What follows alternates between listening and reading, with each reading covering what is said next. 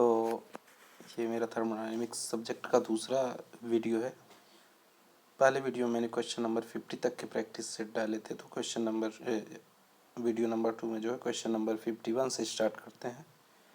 तो पहला क्वेश्चन क्या है, when a gas is to be stored in the type of compression that would be ideal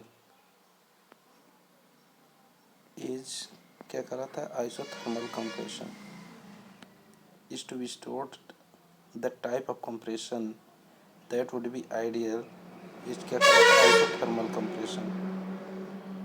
question number 52 देख लेते हैं। The characteristic equation of gases PV is equal to MRT holds good for PV is equal to MRT किसके लिए सही बैठता है, तो होता है आइडियल गैसेस के लिए। PV is equal to MRT, PV is equal to MRT किसके लिए होता है, ये आइडियल गैस इक्वेशन इसको कहते हैं। तो किसके लिए बेहतर है, आइडियल गैस के लिए। Question number 53, A gas which obeys kinetic energy theory perfectly, कोई प्रोसेस है जो काइनेटिक एनर्जी थियरी को परफेक्टली फॉलो करता है, उसको हम क्या कहेंगे, परफेक्ट गैस उसको कहेंगे, ठीक है। Question number 54, second law of thermodynamics defines, second law of thermodynamics क्या डिफाइन करता है, एंट्रोपी। एंट्रोपी इक्वेशन कहाँ से आता है, सेकेंड लॉ ऑफ थर्मोडायनेमिक्स से ही आता है। यही हमें बताता है कि 100% conversion of energy from high grade energy, it is impossible to convert low grade energy completely into high grade energy. There will be always, वहाँ पे हमेशा कुछ न कुछ डिसिपेशन ऑफ एनर्जी होगा, वही डिसिपेशन क्या कहलाता है, हमारा एंट्रोपी कहलाता है, ठीक है। Question number 55, in A reversible cycle the entropy of A system क्या कहलाता है, डज नॉट चेंज। तभी तो DS डेल्टा एस हमारा जो होता है, delta S is equal to 0 for reversible cycle के लिए। क्वेश्चन नंबर 56 देख लेते हैं। Kelvin Planck law deals with, Kelvin Planck law किसके साथ डील करता है, conversion of heat into work. इसमें क्या होता है, एक हाई एनर्जी सोर्स होता है, ये इंजन हो गया, ये लो एनर्जी सिंक हो गया, लो टेम्परेचर सिंक हो गया, यहाँ से कुछ एनर्जी वर्क के फॉर्म में निकल जाती है। तो यहाँ से क्या है, लो ग्रेड एनर्जी ली जाती है, यहाँ पे कुछ एनर्जी रिलीज होती है, वहाँ पे वर्क हमारा हाई ग्रेड एनर्जी प्राप्त हो जाता है, ठीक है। तो केल्विन प्लैंक स्टेटमेंट क्या डील्स करता है, conversion of heat into work. Entropy में भी expressed as a function of, entropy में एंट्रोपी को हम किसके फंक्शन के रूप में रिप्रेजेंट कर सकते हैं, तो क्या प्रेशर और टेम्परेचर के टर्म में, क्योंकि क्या होता है हमारा TdS is equal to DU plus PdV। हमें पता है DU किसका फंक्शन है, केवल टेम्परेचर का। तो टेम्परेचर प्रेशर के टर्म में हमने क्या किया, प्रेशर टेम्परेचर के टर्म में इसको डिफाइन कर दिया एंट्रोपी को। क्वेश्चन नंबर 57 का करेक्ट ऑप्शन क्या है, option A. Question number 58, the specific heat at constant pressure is given by Cp is equal to T del S over del T at constant pressure। Correct option क्या हो गया, option number A. Question number 59 क्या कहलाता है, for real gases Cp is equal to CV, real gases के लिए Cp is equal to CV। Correct option आपको बताना है। 59 का करेक्ट ऑप्शन क्या हो जाएगा, एब्सोलूट जीरो टेम्परेचर पे क्या हो जाएगा, Cp हमारा CV के बराबर हो जाएगा। Question number 60, triple point of water is, triple point of water ये पूछ रहा है क्या है, 273.16 केल्विन, क्योंकि 0.01 डिग्री सेल्सियस हमारा होता है ट्रिपल पॉइंट। तो ये मेरा करेक्ट ऑप्शन हो जाएगा, option number D. Question number 61, Clausius inequality is stated as, Clausius inequality क्या होता है, close integral del Q by T is less than और equal to 0। Correct option D हो जाएगा, ठीक है। Question number 62, variation of pressure and volume at constant temperature is correlated through Boyle's law. Constant temperature का कहलाता है Boyle's law. Question number 63, while tropic index n is given by ln p2 by p1 divided by ln v1 by v2, correct option इसका हो जाएगा option number A. Question number 64, question number 64 का की concept in analysing the feeling of an evacuating tank is, क्या कहलाता है, the enthalpy across the valve remains constant. Throttling valve या फिर एक्सपेंशन वाल्व में क्या होता है, हमारा एंथैल्पी कांस्टेंट रहता है। Enthalpy across the valve remains constant. Question number 65, the efficiency of Carnot cycle में बी इंक्रीज्ड बाय। एफिशिएंसी हम कार्नोट साइकिल का इंक्रीज कैसे कर सकते हैं, by increasing the highest temperature. अगर हम हाईएस्ट टेम्परेचर को इंक्रीज कर देते हैं तो हम कार्नोट साइकिल का एफिशिएंसी इंक्रीज कर सकते हैं। कैसे, efficiency is equal 1 minus lower temperature divide by higher temperature.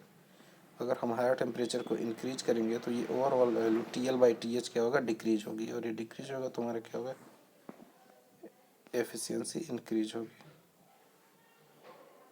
तो करेक्ट ऑप्शन इसका क्या हो जाएगा, option number A.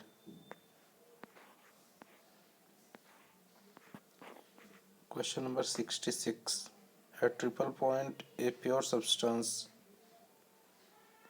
Solid liquid and vapour can exist. Triple point क्या होता है, इस टेम्परेचर पे तीन फेजेस किसी भी प्योर सब्सटेंस के 3 फेजेस इक्विलिब्रियम में कोएग्जिस्ट कर सकते हैं। Question number 67, the value of an extensive property is extensively dependent on mass of extent of the system। Extensive properties में क्या होता है कि अगर वो प्रॉपर्टी मास पे डिपेंड करती है तो उसको क्या कहते हैं, एक्सटेंसिव प्रॉपर्टीज कहते हैं। क्वेश्चन नंबर 68,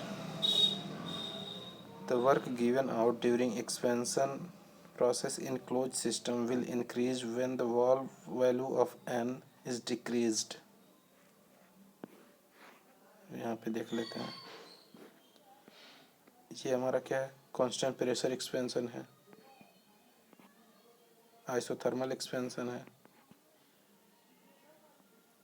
पॉलीट्रोपिक एक्सपेंशन हो रहा है, आइसेंट्रोपिक या फिर एडियाबैटिक एक्सपेंशन है, और ये कांस्टेंट वॉल्यूम एक्सपेंशन है। तो कांस्टेंट वॉल्यूम एक्सपेंशन में वर्क 0 होता है, इसमें थोड़ा सा बढ़ गया, इतना वर्क हो रहा है। ये पॉलीट्रोपिक में थोड़ा और वर्क बढ़ गया, ठीक है।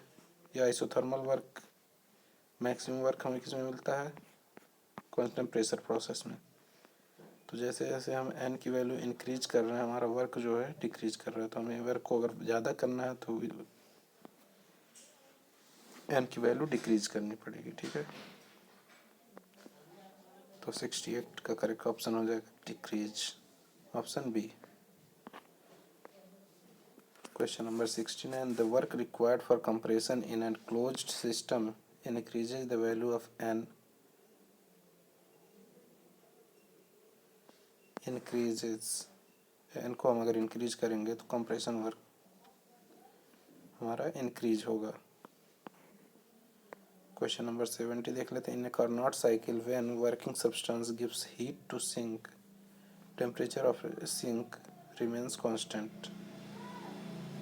कार्नोट साइकिल में क्या होता है, हमारा हाई टेम्परेचर से हीट लिया जाता है, लो टेम्परेचर पे हीट ट्रांसफर होता है और सम हाई ग्रेड एनर्जी हमें प्राप्त होती है। तो ये प्रोसेस जो होता है, इसमें जो टेम्परेचर अगर हीट जो सप्लाई होता है सिंक पे, तो उसमें हमारा क्या होता है कि कोई भी टेम्परेचर इसका राइज नहीं होता है सिंक का।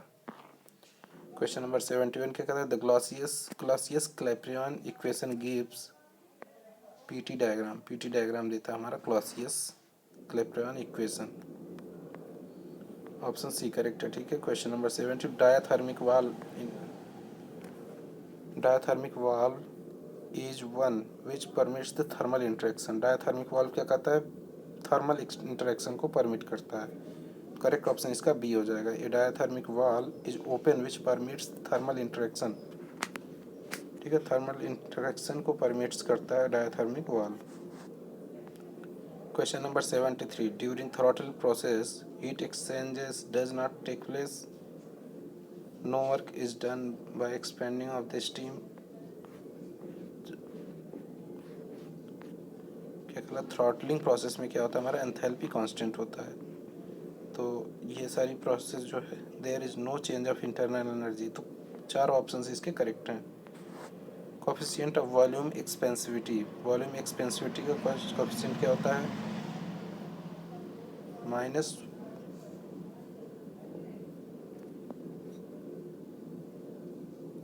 One by V del V और del T at constant volume, ये हमारा होता है क्या है, coefficient of volume expansivity.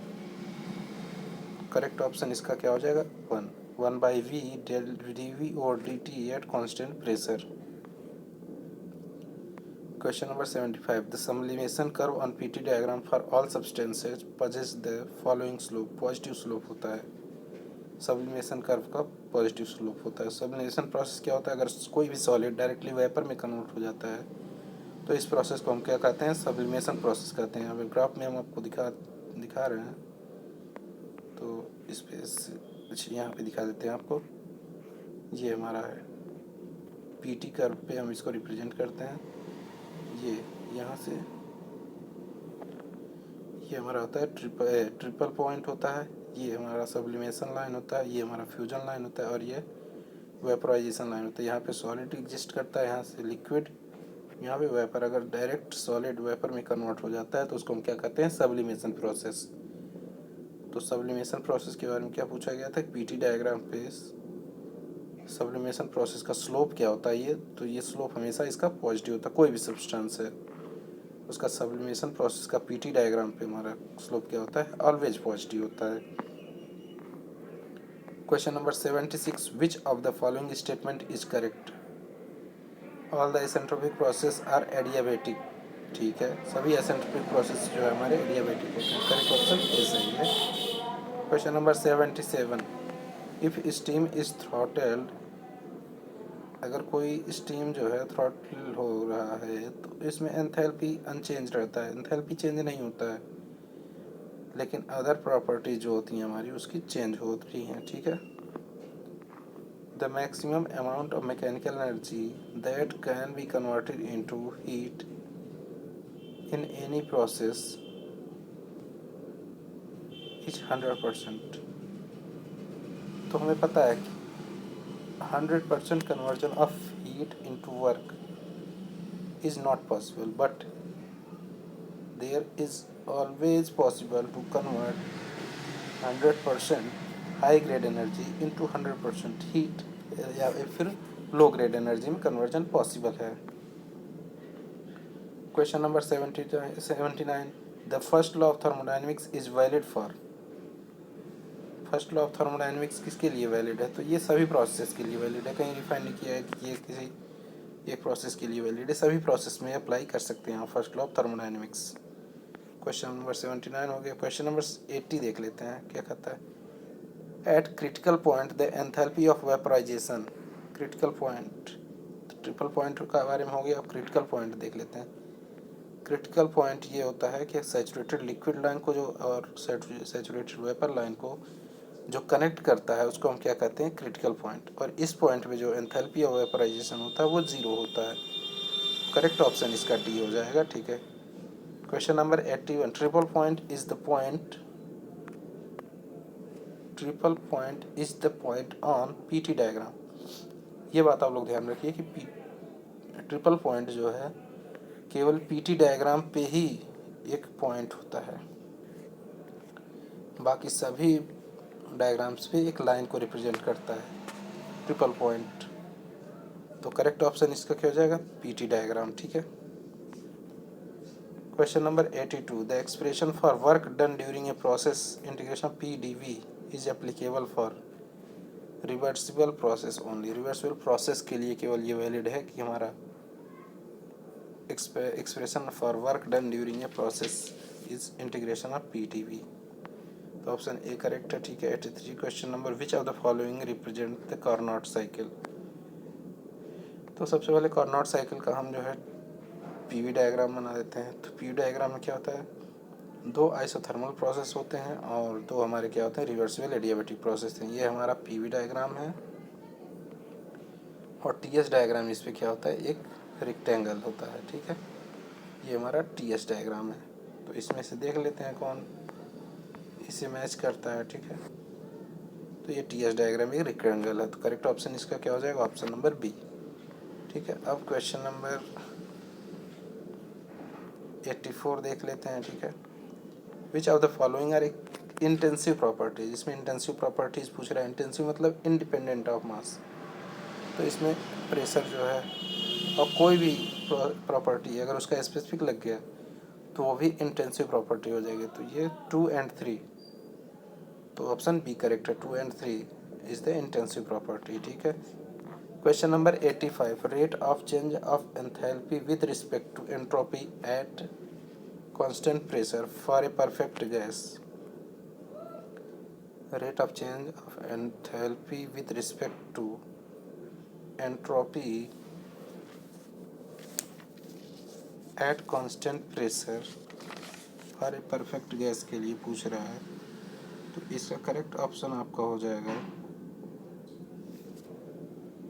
Increases at T increases. अगर टेम्परेचर इंक्रीज कर रहा है तो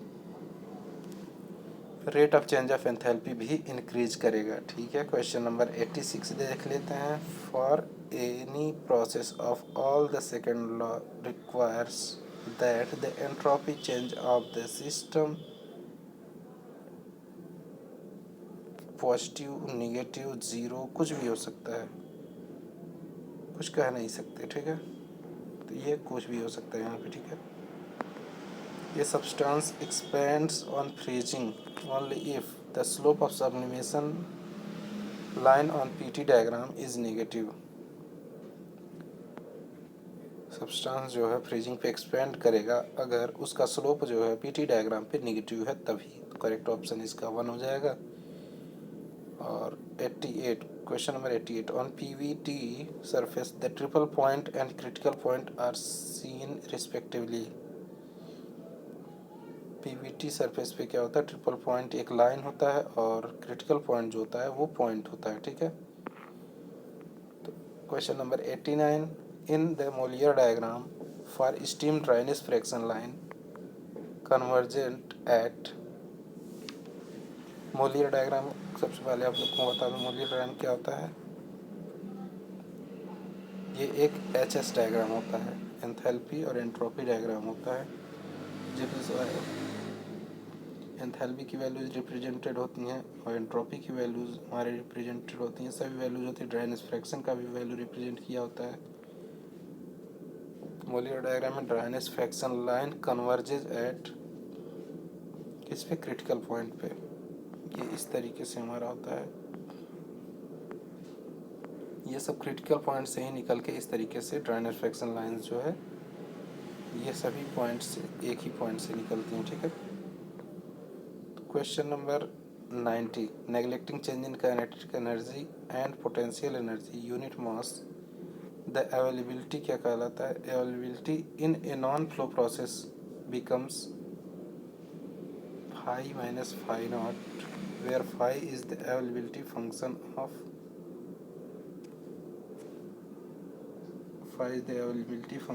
the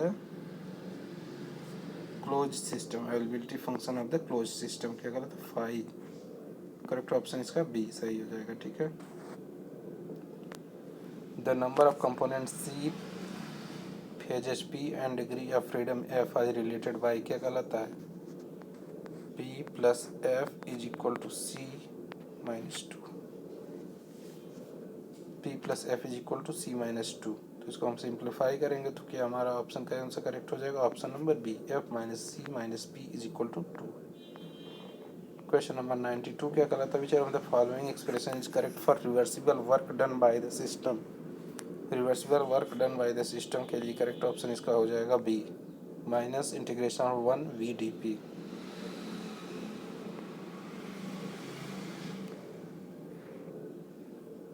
ये होता है माइनस VdP, ठीक है। क्वेश्चन नंबर 93, एन एडियाबैटिक वाल is one which prevents thermal interaction. Adiabatic वाल क्या होता है? थर्मल इंटरेक्शन को जो प्रिवेंट करता है उसको हम एडियाबैटिक वाल्व कहते हैं। और अभी डायथर्मिक वाल्व आया था जो कि हीट इंटरेक्शन को अलाउ करता है, उसको हम डायथर्मिक वाल्व कहते हैं, ठीक है। Compressed air coming out from A punctured football. Compressed air जो कि किसी फुटबॉल को जब पंचर हो जाता है तो उससे बाहर निकल के आता है तो क्या होता है? कूलर, ठंडा होता है, ठीक है। वहाँ पे प्रेशर ज़्यादा होता है इसलिए उसका टेम्परेचर ज़्यादा होता है। अगर बाहर आता है तो एटमॉस्फेरिक प्रेशर पे आता है तो ठंडा हो जाता है, ठीक है। Question number 95, for a system to be an thermal equilibrium the system and its surrounding are to be in thermal, chemical and mechanical equilibrium.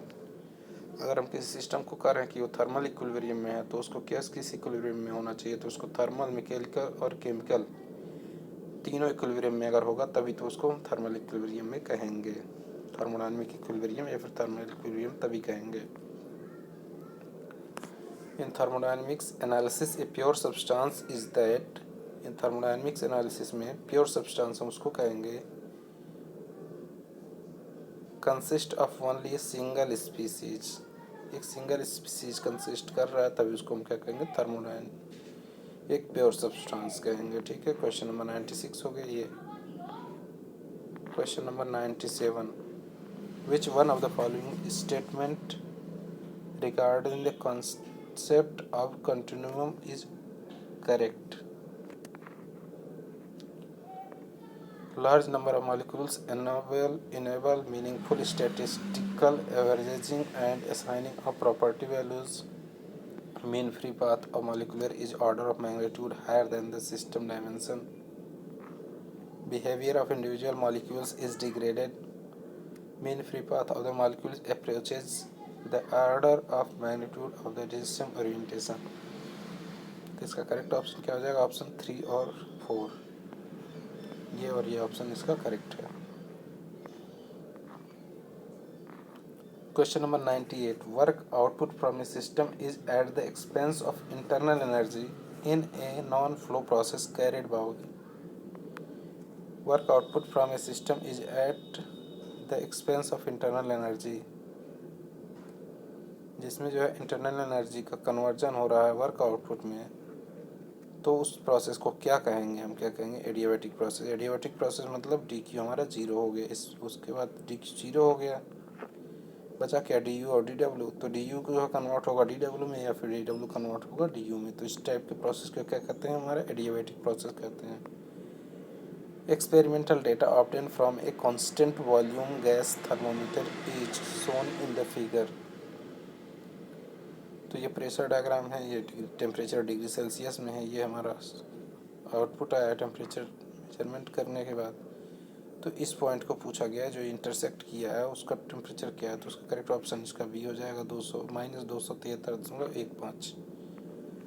Question number 100, the Carnot cycle is unpredictable because necessitates all process compromising the cycle is to be reversible. सभी process reversible होगा तभी ये cycle जो है possible होगा, इसलिए ये जो है अनप्रेडिक्टेबल है। इसको हम प्रैक्टिकल में नहीं यूज कर सकते, खाली एक आइडियल साइकिल है जिसके बेसिस पे हम अपना स्टडी पर फोकस करते हैं, ठीक है। तो ये 2 वीडियोज़ मिला के आपके 100 क्वेश्चंस पूरे हो गए। नेक्स्ट वीडियो में थोड़ा डिफ़िकल्ट क्वेश्चंस थर्मोडायनेमिक्स से उठा के लाऊंगा, उसमें 50 क्वेश्चंस लगभग कराने की कोशिश करूंगा एक वीडियो में। तो टोटल 200 क्वेश्चंस आपके थर्मोडायनेमिक्स में मैं कराऊंगा, और इन 200 क्वेश्चंस में से ज़्यादातर क्वेश्चन आपके थर्मोडायनेमिक्स सब्जेक्ट के इन्हीं टॉपिक से और इन्हीं क्वेश्चंस में से पूछे जाएंगे। तो इस वीडियो को आप लोग ज़्यादा से ज़्यादा बार देखें ताकि क्वेश्चंस के आंसर आप लोगों को याद हो जाए, कॉन्सेप्ट समझ में आ जाए। तो आप क्वेश्चन देखते ही करेक्ट ऑप्शन आप लगा देंगे तो टाइम भी बचेगा और प्रैक्टिस भी हो जाएगी। तो आज की वीडियो में बस इतना ही रखते हैं। Next video